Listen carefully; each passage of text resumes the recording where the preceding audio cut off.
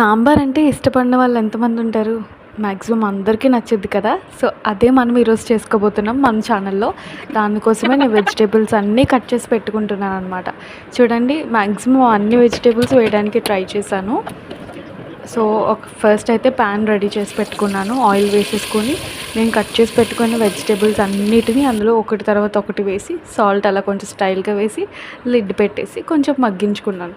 ఆ తర్వాత స్టవ్ మళ్ళీ పెట్టి దాని మీద పప్పు వేశాను. ఆ పప్పు కొంచెం బాయిల్ అవ్వాలి.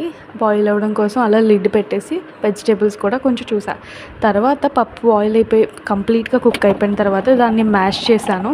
నా దగ్గరున్న గ్లాస్తోనే అలా మ్యాష్ చేశాను.